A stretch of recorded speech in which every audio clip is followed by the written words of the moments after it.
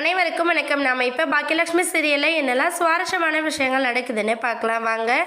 நம்ம ராதிகா கோபி 2 பேரும் வீட்டில் இருக்கிறத பார்த்தா நம்ம ஈஸ்வர் வந்து என்ன நினைக்கிறாங்கன்னா, ஐயோ நம்ம பிள்ளையோட வாழ்க்கை ஒரு பக்கம் இப்படி ஆயிடுச்சு அப்படிங்கிற மாதிரி நம்ம ஈஸ்வர் வந்து யோசிக்கிறாங்க. அது மட்டும் இல்லாமல் இந்த மாதிரி ஏஜ் ஆனதுக்கப்புறம் கல்யாணம் பண்ணிட்டு அவங்களுக்குன்னு குடும்ப குழந்தைன்னு இருக்கிறது நம்ம பேரம்பேத்தியோட வாழ்க்கை பாதிக்கப்படுமோ நினச்சி தான் நான் இப்படிலாம் பண்ணிட்டேன் அப்படிங்கிற மாதிரி ரொம்ப ஃபீல் பண்ணுறாங்க. ஃபீல் பண்ணுறதோடு மட்டும் இல்லாமல் நம்ம ராதிகாவுக்காக என்ன பண்ணாங்கன்னா ஒரு சாரீ கொண்டு வந்து ப்ரெசென்ட் பண்ணுறாங்க நம்ம ஈஸ்வரி. அதை வாங்கிக்கிட்ட நம்ம ராதிகா என்ன பண்ணான்னா, என்னை நீங்கள் ஆசீர்வாதம் பண்ணுங்கள், இதுக்கு முன்னாடி தான் உங்கள் பையனோட வாழ்க்கையை நான் அழைச்சிட்டு தான் நினச்சி இருந்தீங்க, இப்போ உங்களோட பிள்ளையை உங்களோட மகனாகவே உங்கள் வீட்டில் விட்டுட்டு போகிறேன், நீங்கள் தப்பாக எடுத்துக்காதீங்க அப்படின்னு சொல்லிட்டு எல்லாத்தையும் பேசி முடிச்சுட்டு என்ன பண்ணுறாங்கன்னா நம்ம ராதிகா வந்து கிளம்புறாங்க.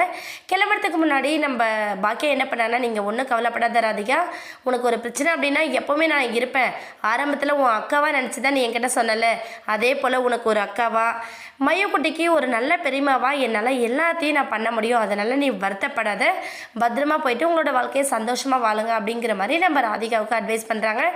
ராதிகாவும் சரி நான் கிளம்புறேன், யாரும் பின்தொடர்ந்து வர வேணாம் அப்படின்னு சொல்லிட்டு கேபை புக் பண்ணிவிட்டு அவங்க பாட்டு கேபை கிளம்பி வராங்க. வரும்போது எல்லோரும் ஃபேமிலியோடு வெளியில் வராங்க. வெளியில் வந்து நம்ம ராதிகாவை வழி அனுப்பி கொடுக்குறாங்க. ராதிகா ஒரு பக்கம் பெரிய மனசு இல்லாமல் அழுதுகிட்டே கிளம்புறாங்கன்னே சொல்லலாம். இன்னொரு பக்கம் ராதிகாண்டே நம்ம எப்படிலாம் கஷ்டப்படுத்திட்டோம் அப்படின்னு சொல்லிட்டு நம்ம இனிய கூட ஒரு பக்கம் ரொம்ப ஃபீல் பண்ணுறாங்கன்னா பார்த்துக்கோங்க.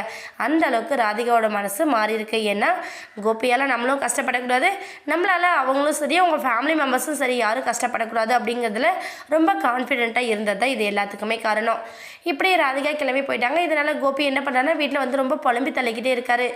ராதிகா என்னோடய வாழ்க்கையில் 2 தடவை வந்தா, முதல் தடவை வந்தப்போ அப்பா வேண்டவே வேண்டான்னு ஒதுக்கி வச்சுட்டாரு, இப்போ 2வது தடவை என்னோடய வாழ்க்கையில் வந்தா, ஆனால் வந்தவளை நீங்கள் எதையாச்சும் ஒன்று பேசி கரிசி கொட்டியே இப்போ என்னோடய வாழ்க்கையை விட்டு நிரந்தரமாக போயிட்டா, கோர்ட்டில் வந்து எல்லோரும் முன்னாடி சொல்லிட்டா, என் கூட வாழவே பிடிக்கலன்னு சொல்லிட்டா, அதனால் இதுக்கப்புறம் பேசி ஒரு பிரயோஜனம் இல்லைமா அப்படின்னு சொல்லிட்டு நம்ம கோபி பாட்டு ஃபீல் பண்ண ஆரம்பிச்சிடுறாங்க.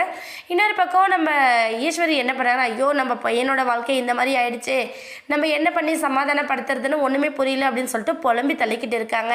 என்னாக போகுதுன்னு வெயிட் பண்ணி பார்க்கலாம்.